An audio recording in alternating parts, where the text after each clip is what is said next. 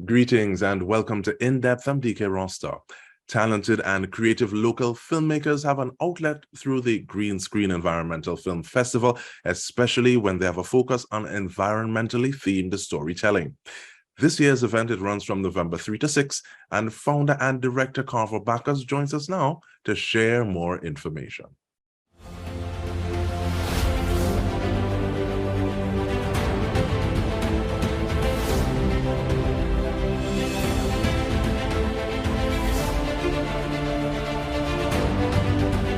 Mr. Bacchus, how are you doing, sir?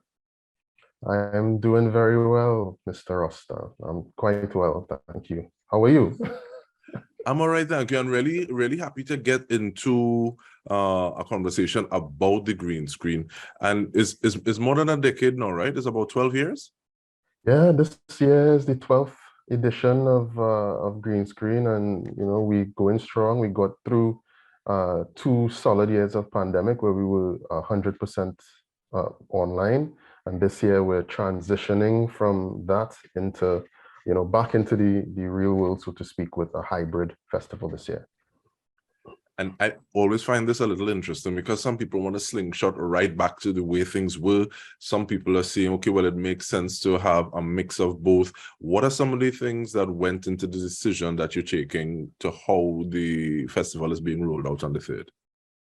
Well, the reality is that, we did spend 2 years building an online audience, a virtual audience, and viewership in terms of the festival actually grew significantly during that period of time. So it just made sense for us to try to maintain and curate that audience, as well as expanding, our sort of getting back, so to speak, to our in-person audience, which is also important to us, our community audience. So we're really trying to reach two groups of audience, two sides of the same audience, I suppose, our audience, one of which is more comfortable online, may or not be in Trinidad and Tobago. We have viewers from all over the world.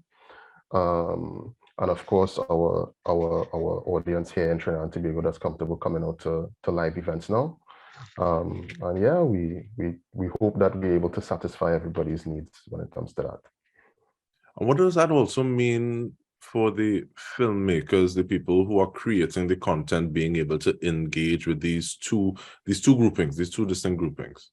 Yeah, well, in the first instance, the films are going to be shown online. I mean, the launch on the 3rd with the films that created their 1-minute masterpieces within the context of transition, they're going to be launched on our Facebook and our YouTube channels at 7 o'clock on the 3rd of November.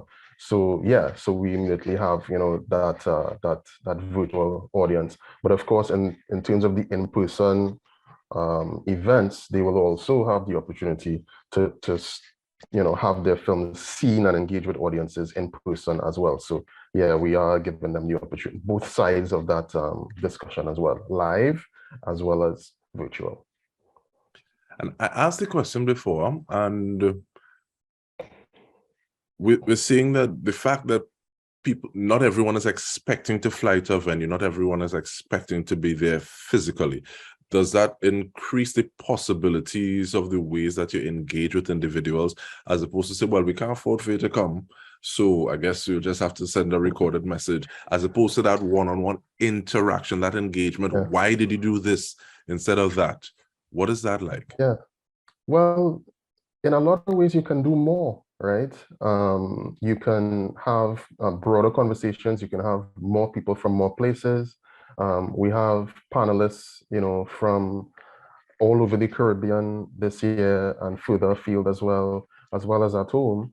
And, we can't bring everybody, I mean, even when the festival was, strictly in person, yeah, we might bring 4 or 5 filmmakers a year, in a good year, 4 or 5 people. But now we can engage with, much more than that, dozens of people who've contributed films or who can contribute to the conversations that we're having around the films. So In some ways it's the best of both worlds because we can explore both sides as much as we need to or want to and curate to suit. So it's actually convenient from a programming perspective to have the option, and it's comforting to know that the audience now after 2 years is also comfortable engaging in the online space as well. So I'm happy about the flexibility we have. And when you speak about flexibility, one of the things that isn't that flexible is the duration of the very short shorts, the mobile competition. No, how easy or how hard is it from feedback you get to distill everything you want to say inside that 60 seconds? It's not easy, and that's the point. It takes is creativity, and it takes planning, and it takes also an understanding of what you want to say, because you don't have that much time to say it. You want to talk about a particular issue, you need to get to the point, but you also need to be punchy. You need to be, hopefully visually interesting, or something else that would grab the viewer. So that's really the test, and that's what we excited. That's why we're always excited to see the submissions on an annual basis, because some of the approaches to a mobile film production are really, really innovative. Actually, I mean, this year I think we have some of the most creative, I guess, because our theme this year was based or is based on sort of three SDGs: SDG 7, 11, and 12. That's basically energy security, renewable energy security, sustainable communities, and responsible consumption. And some of these filmmakers were able to really combine those things into how they told their story, into what they believe is important, in ways that are really, really cool. So, I mean, I'm looking forward to sharing the films with our audience on November 3rd. As you said, it's going to be at 7 p.m. on November 3rd. And we also have some other content that we'll be showing on the opening night as well. So yeah, it's actually really exciting, and I hope that we get more interest, in the competition from the excitement that comes out of the competition on an annual basis. I like the fact that you talk about what happens after the competition in terms of like building interest, building a following, building that community. Is there any scope or opportunity for these punchy, very short shorts, these mobiles with these pointed visions to help influence what it is we do with regard to achieving those SDGs? Because people talk about having shorter attention spans. People talk about if it doesn't grab your attention in the first how many seconds, you're going to click, you're going to scroll.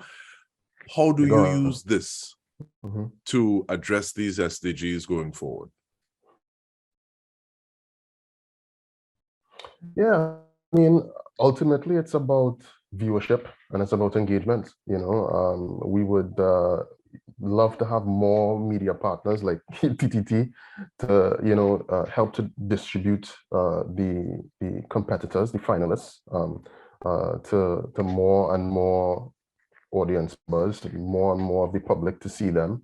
And the point of it is that we want people to understand why we're doing this. We want people to appreciate that, yes, part of it is about the creativity, and part of it is about the fact that you are a filmmaker once you have a phone in your pocket. But the other side of it is, there are things that we need to be paying attention to in terms of our, it's an existential question almost. I mean, we have to survive and we have to thrive, and there are things that we need to be paying attention to. Our energy is certainly one of them. How we consume, whether we consume responsibly, what we buy and how we buy, and where we decide to invest our money is very important. Those things are very important. How we build community, what's important to us in terms of where we live and how we live with each other, how our institutions engage with one another, schools, businesses, organizations, etc. What is the vision for Trinidad and Tobago, and by extension, the region. And, you know, the Very Short Shorts mobile film competition is simply a prism through which we can look at these things and imagine what could be, you know. And the more people that see them, the more people that are excited by them, and the more people that are informed by them, we believe that the more that happens is the more people would understand what the issues are, and have a clear understanding of what they want, what we want, you know, as a society, as a region, as a people. So ultimately, that's, I suppose, what it really is about, and we are just sort of attempting to spark the flame, start the fire, and hopefully we'll have support to fan the flames. And I like the point of speaking about support to fan those flames. We speak about some of those partners and stakeholders. When we return from this break, we're speaking with festival founder and director Carver Bacchus. Stay with us. We return with more.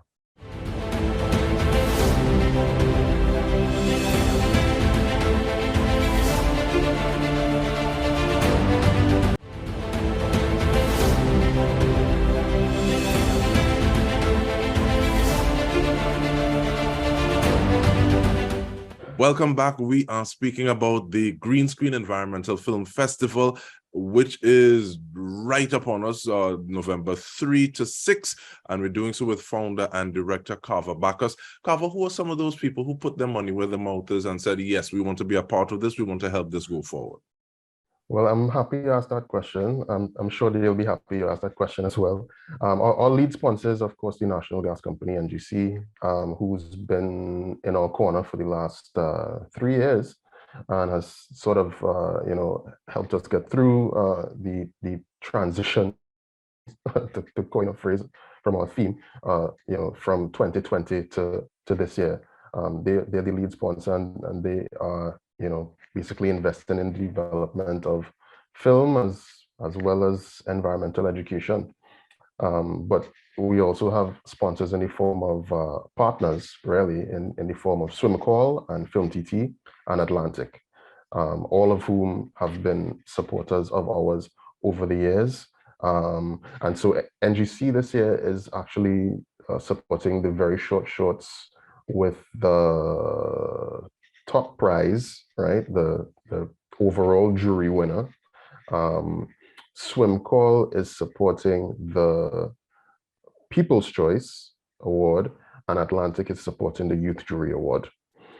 So we have some good support to ensure that the winners of the Very Short Shorts competition as part of the festival are rewarded. $12,000 for overall winner, $5,000 for the Youth Jury Award, and $3,000 for the People's Choice. People's Choice is determined by audience votes via our Facebook page.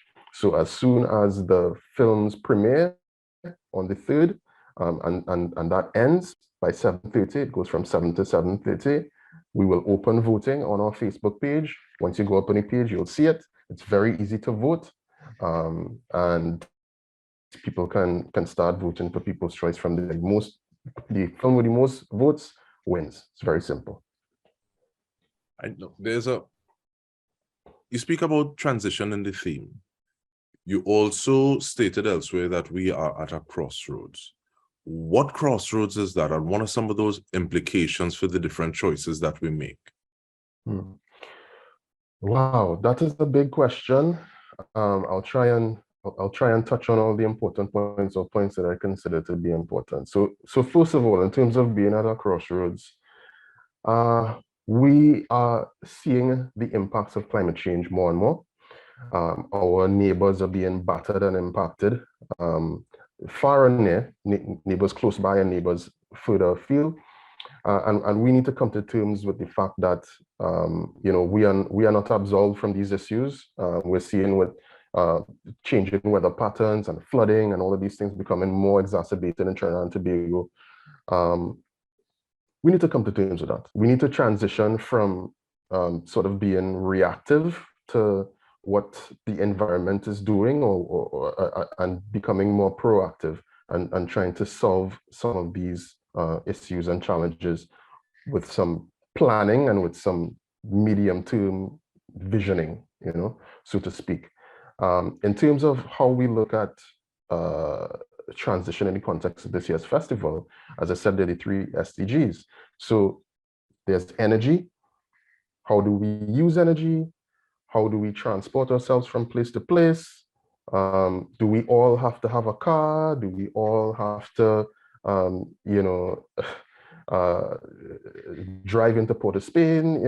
All of these questions are things that we've sort of been turning over for some time, but still the problems persist, still the issues persist. So we need to come to terms with them, and we need to figure out, well, what it is, what do we really want to see? What do we really want to have happen in our space, in our society, right? Responsible consumption. How much are we really consuming what we create in Trinidad, especially as it relates to food? How can we support agriculture more? How can we support local producers more? What are the levers that we need to push in order to ensure that we can have more healthy, regular supply of good food? I don't think that that is a problem that is unsolvable. I think it's very solvable. And there have been different programs and different strategies put forward by different folks in different institutions and agencies and ministries. But I think in terms of answering the question related to transition, now we're a bit past the time for talking and for white papers and policies and stuff, and it's really time to implement some of these strategies medium term and maintain a clear idea of what we're trying to achieve through the implementation of those strategies. Again, our communities, do we feel safe? Are they green? Are they healthy? Our homes, built in ways that sort of feed into human happiness and satisfaction, and being able to use your space in a way that humans move about and need to feel comfortable in a space. Is that the case for everybody? It probably isn't. So even building codes and materials and all of those things need to be considered when we're talking about medium-term planning. So I suppose my point is that we need to think about these things and not just go along with the old narratives, because now it's time post-pandemic, post-realizing that, yeah, we could really have we could really solve big problems. We can really act on big problems if we need to, and we can respond to big problems, big challenges, and create big solutions if we need to, as a society, as a world, whatever you want to call it. If we can respond to the pandemic, then we can respond to climate change. We can respond to the question of sustainability and how we ensure that we are happy and healthy as a space, as a society in 25, 50 years. And with that, in the context of that response from you, and looking at the fact that it's 12 years that you've been looking at these things towards implementing through the film festival, are you happy? I mean, you spoke about white papers and policies, but are you happy that there's more of these conversations, hopefully, towards implementation? Or the budget presentation would have included some conversation about climate change. And I remember at one point in time, people were just trying to get people to say the word or use the phrase and saying, well, this is something that is real. Where are you on that at this point in time? Yeah, I remember that time as well. When I first started Sustain TNT 14 years ago, climate change was not part of the general discourse. I had lived in the UK for a while, and at the time, the government was constantly talking about, the government of the UK was constantly talking about climate change and how it would impact, the islands of the United Kingdom and the economy. And I came back to Trinidad and we weren't really talking about it. And that's part of the reason why I actually started Sustain TNT in the first place. So the question of conversations and the frequency and quality of them is that, yes, they have improved. Yes, there's more conversations about climate change and environmental issues in general. And yes, I consider that to be a win for everybody in the sector who's been doing the work for the last decade and more. Now, that is good. But on the other side of it, you know, it needs to, I've come to the realization that in Trinidad, people tend to always look to the sort of, well, the government needs to do it, the government needs to fix it, the government needs to tell us. And the reality is that not really, you know.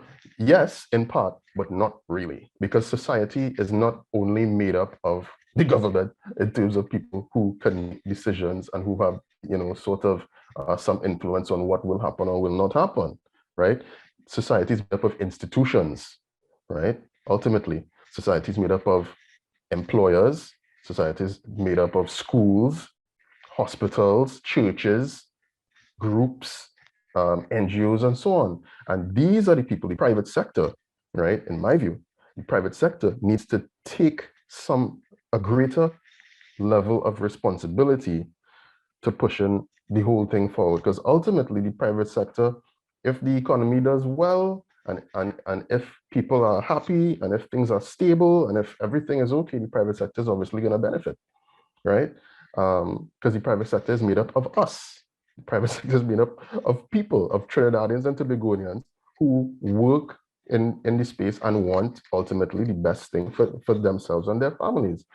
So I say all that to say, I think that the private sector needs to take a little bit more of a firm stance on important issues like sustainability. And they need to encourage their staff or their students or their members or whatever it is to take responsibility as well. I think we're getting to the point where that has become an imperative. And any organization or institution who does not have that position, who does not have an environmental stance, who does not have a sustainability stance, before long, they're going to be left behind.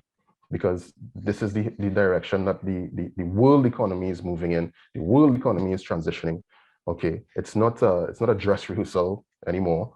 Okay, and that's what we try to sort of you know, engender with green screen. These are the issues that we want you to be talking about. These are the issues through these films that we want people to be inspired by, so that they can take some form of action, be it big or be it small, right? But you have to take some action, because if you don't take any action, well then, you know, you're waiting for somebody else to take action for you, and we know that that is unlikely to happen. So We it's all thank about you for the inspiration. action that you've been taking, founder and director of the Green Screen Environmental Film Festival. It runs from the 3rd of November to the 6th. Carver Bacchus, thank you so much. And on behalf of the entire TTT News team, this has been In Depth with me, Dike Rostant. Thank you for joining us.